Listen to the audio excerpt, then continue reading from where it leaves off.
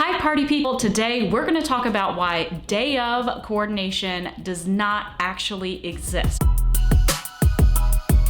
We're talking about a high stakes game, lots of money at play, lots of emotions. This is the biggest day of your life. We're gonna talk today about all the reasons why you don't really want to trust this to somebody just to come in on the day of, and here's what you should be looking for. Let's jump right in. First of all, the day of your wedding, this is a very important celebration to you. It's a milestone for you and your family members and all of your guests. So you wanna be sure that everything runs smoothly and according to plan, right? There are so many people that I talk to that are really skilled in their daily lives at being very organized and planning things on their own, and they don't necessarily need a full planner. That's not for everybody. That's for definitely a very particular set of people who need lots of additional help. So for most people, and frankly everybody, everyone deserves and needs an event manager for the day. And I'll tell you what that term means as opposed to being a day of or month of coordinator in just a second. So the things that you need to look for are not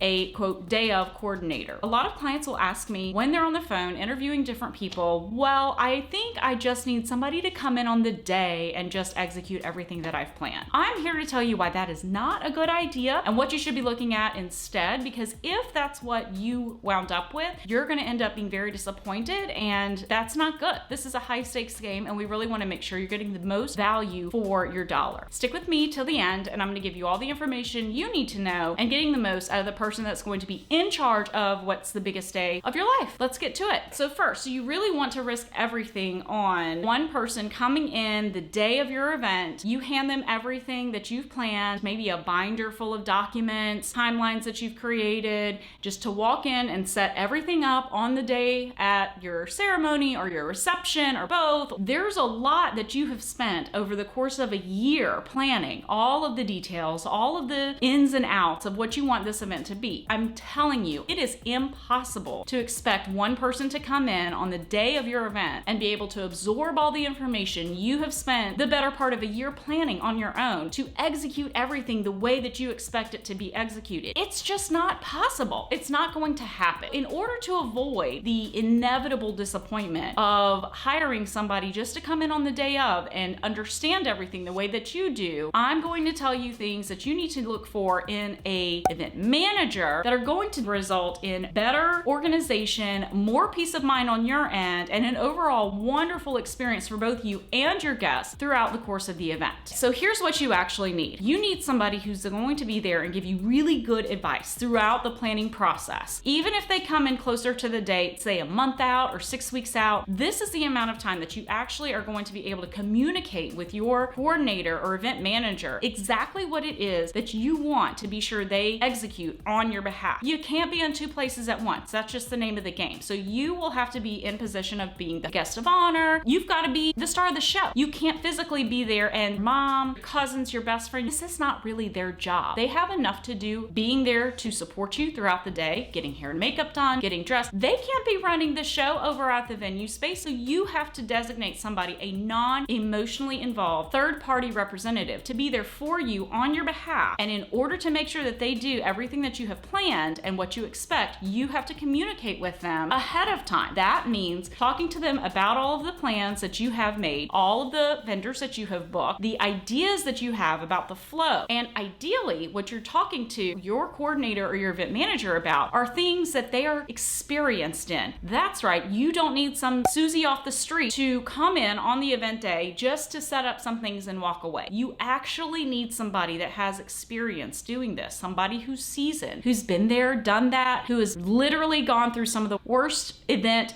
experiences, to know how to correct and anticipate certain mistakes so that way you don't have those things happen on your event day. You have to have somebody that has been in the field long enough to know what it is to ask you so that they can faithfully execute your best laid plans. That only comes with experience and you're going to be much better off for it. So talking to your event coordinator and your event manager at 30 days to 6 weeks out, that's a good place to start. I even recommend going one step further. If you can find find somebody that will come in and execute everything for the event, all of the plans that you have made, if you can find somebody that will talk to you from the time you sign up with them, whether that's 9 months out or 6 months out, 4 months out even, so you have a counselor, an advisor to consult with as you're making these plans, that's really super valuable for you, because you need someone that knows all the ins and outs of planning, the things that you as a novice planner who likely hasn't spent a lot of time planning events of this scale before with the investment, both emotionally and financially, in such an event, you need somebody that's going to be there to tell you things that you haven't even thought about. That's the value of having an expert there, is you want someone there to tell you, hey, did you think about this? The more time you give to that person and talking to them from the very beginning of the process, as early on as you bring that person into your process of planning throughout the engagement, that is more information and more time you have with that person to make sure that they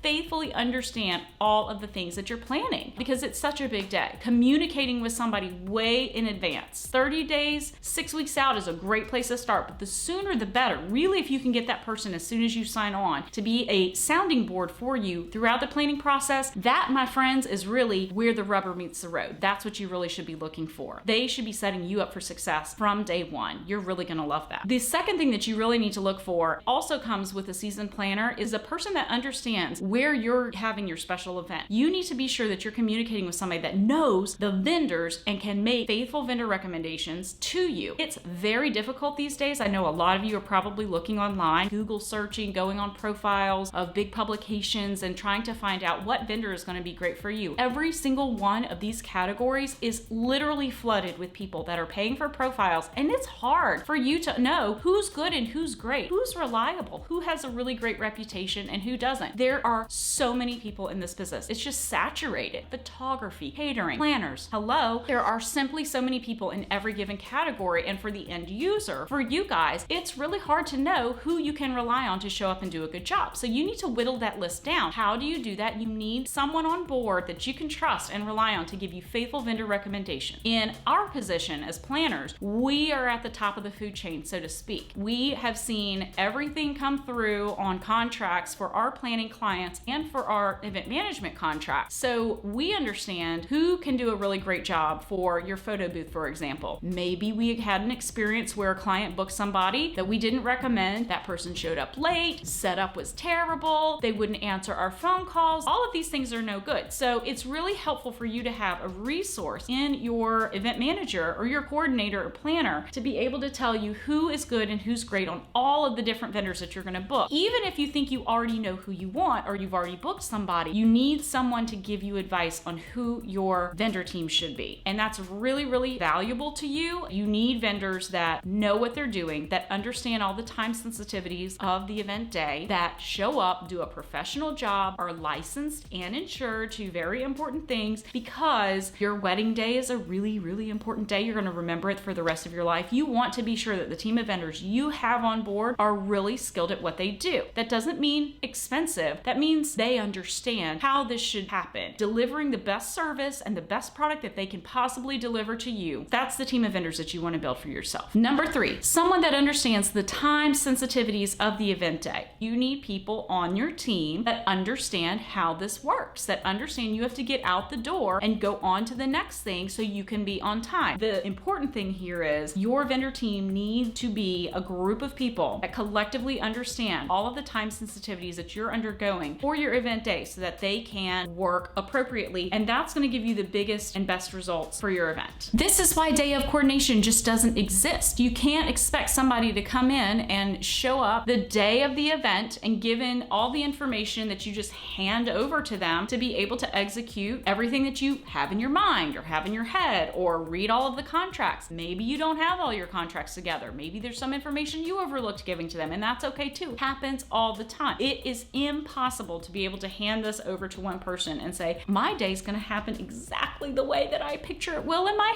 head. That's not possible. It has to be something that's built over time, over the course of a relationship, built on communication way in advance with somebody who's seasoned, that knows exactly what they're doing, and can develop a list of vendors that are tried and true professional vendors that understand the time sensitivities of the event day. Whoever is on your event is someone that's developing a timeline timeline, some sort of run of show for the event day that accounts for timing when and if things go off schedule a little bit. Hopefully small things, but you never know. It's inevitably going to happen, but you need somebody who's experienced. Even if you've assisted other people for a very long time, you have to be in the field, seeing these things happen and being prepared for just about anything to come your way. That comes with experience. So what you need is somebody that can draw up a timeline, reverse engineering that from the end of your event, and can build in cushion time where appropriate in case something goes off schedule beyond your control. I have been doing this for almost 10 years now. Mother Nature has never failed to show up uninvited during events of ours. We have to be able to make an executive decision and do something to account for rain on a courtyard wedding, or here in New Orleans where I'm based, a parade popping up in the middle of the street that's got everybody stopped for a load in. We have to be prepared for these things that happen beyond our control. Here's what you do. You have a professional coordinator or event manager that knows what they're doing, has seen it all, and they reverse engineer their timeline process for you, building in pockets of time where you have a bit of flex in case something happens. 2 places where I like to build in cushion time for my timelines. Number 1, hair and makeup. Hair and makeup is the first thing that happens on the event day, and it's the one thing that we really can't control as coordinators or producers. It's just, it happens, and we're just watching it and making sure it stays on track. But one of the things that we like to build in is about 15 or 20 minutes toward the end. So that way, if something happens, we have a little bit of a buffer to work within before we have to get you in your dress, start the formal pictures, and then get you in transportation to the ceremony. The second thing that we like to build in time for is transportation. You never know when something's gonna come up with the driver or traffic, especially, that might delay in getting your transportation to and from. This is another place where we like to build in another 15 or 20 minutes. So if we have a bus picking up at one place and taking everybody to the ceremony and it has to circle back, I'll cushion in 30 minutes, 10 extra minutes on top of a 20-minute roughly transportation actual travel time in transit. That is another 10 minutes that we have as buffer in case something happens. I've mentioned this before, but I'll say it again. All of this timing has to be reverse engineered. What we should be doing here is looking at your timeline. This comes from somebody that has had access to all of your contracts, that's been able to communicate to you, ask you thoughtful questions in anticipation of, hey, I see X, Y, and Z here. What is your plan for this? Did you have this in mind? Oh, did you think about that? What is your plan for this? This comes by having a coordinator or event manager on board way in advance of the actual day or week of. You need this time to communicate all of these things in advance. We're reverse engineering the timeline. So you start with the end of the night. When does the reception time end? We look at the contract to see the reception time ends at 11 o'clock. So then we back it up. How long is the reception? A 4-hour reception. That takes us to 7 p.m. Then we have a cocktail half hour, not a full hour for whatever reason, but we see that on the contract and we back it up not just with the venue, but with the musicians contract to make sure that those timings are correct. And then also with catering, talk to the caterer, make sure that they understand that cocktail hour is actually a half hour, not a full hour. And then food service will start at 7 o'clock, those sorts of things. Okay, so cocktail half hour, 6:30 to 7. Then what happens before that is the ceremony from 6 to 6:30. If you're not in a place of worship, your ceremony, I'm just gonna lay it all out there, your ceremony's not going to be more than 30 minutes. It's probably gonna be more like 20, 15 minutes probably. But again, that's cushion time that's built into the day. So if you did have to start a little bit later, you're okay because you have some buffer time. So 6 o'clock ceremony start time, that's the time that you have on your invitation. And then before that, you have 30 minutes prior to that where guests will begin arriving, starting at 5:30. So your venue needs to be sure that they can begin receiving guests at 5:30 p.m. because that's when your guests are going to start arriving for a 6 p.m. ceremony start time, which is printed on your invitations. Then it takes 30 minutes to get to your ceremony from your hotel where you're getting ready, but you don't want to get there at the same time that guests are arriving because you don't want to be seen. You need to get there before 5:30 and preferably with a little bit of cushion time before that, just in case something comes up. So we like to get you there for 5. So again, we need to make sure that the coordinator at the venue understands that you'll be getting there at 5 and making sure that that's okay. Your transportation will pick you up at 4:30. They'll probably be set to arrive at 4:15 at your place of getting ready. 4:15 start time, whatever formal photos that you're getting done before then, we would run by your photographer by having a phone call in advance the month of to build in this time that your photographer needs so that they can shoot the pictures that you need. Your pictures are important. It's the one thing you're going to take away from your event the rest of your life, the deliverable that you're going to have. You're going to have maybe an hour of formal photos, whether you do a first look or not. So that's 4:15 arrival time for your transportation. We like to use that as our time to start loading the vehicle. So 4:15 to 3:15. 3:15 formal photos start at your prep location. That's pretty early, people. I mean, we're talking about a 6 p.m. ceremony start time. We have you getting in your dress. We give you about 30 minutes to physically put the dress on, even if it takes you 5 seconds to slip it on. You'd be surprised. The second we'd say to our bride, it's time to get dressed, guess what happened? Oh my gosh, I have to go to the bathroom. Oh my gosh, it takes me 20 minutes to put on my 5 layers of Spanx and everything else. You want to look good. We give you some extra time for all of that. 30 minutes just to get into the dress, and then another 15 for accessories, shoes, earrings, perfume, your veil going in. This all takes time. It takes a lot longer to do this on event day. All of these things we have to back up. 3:15 formal photo start time. Let's back up 15 minutes for accessories. So that puts us at 3 o'clock. 2:30 getting into your dress. You want your hair and makeup to be done by 2:30, and then you have an hour and a half of hair and makeup. So we put in an hour and 45 minutes. 2:30, an hour from that is 1:30. Another half hour is 1 o'clock is when we want our brides in the chair. We want them to be the last ones getting their hair and makeup done so they look the freshest. 1 p.m. you start getting hair and makeup done, and then 30 minutes-ish before you start as the bride, we like to get moms in the chair. 12:30 to be getting her hair and makeup done as well. All that happens before that is going to be bridesmaids getting in their hair and makeup. Building in those cushion times throughout the day really helps make sure that we run on schedule. With these emotional moments that are likely to happen, we want to make sure we're allotting enough time. We don't want you to feel rushed. It takes all of this thought and consideration into putting in all of the cushion time that's necessary for your timeline. And guess how that happens? Communication early on, working with professional vendors, and then we also have to spend time confirming with your vendors in advance that their timing matches what we have. So you give us contracts that you sign early on at the beginning of the process as you're planning and as you're signing on with vendors. Well, then we have to go through and look at everything and make sure it lines up, and then call and email with those vendors to make sure that what they have on their end is the same thing that we're receiving from you. Belt and suspenders. It's necessary. You can't do belt and suspenders when you're coming in on the day of and you're just being told one thing, drop in a box in front of your lap and say, here you go, have a nice time, I'll see you at the altar. That's not how it works. It just doesn't work that way. You have to have all of this communication in advance so that your coordinator or your event manager is well versed in all of the details, and it takes time to absorb this information. That's all there is to it. You cannot come in on the day of and be able to execute all of these things. These tips and reasons are why it just doesn't happen having a day of coordinator show up on the day of your event. If you are hiring a day of coordinator and you think I'm wrong, please post in the comments below, because I want to see why I might be wrong. I don't know everything. I just know from experience. If you have any additional questions, please comment down below. Give me a like or a thumbs up to this video if you really like what you see and you want to see more. Be sure to subscribe as well.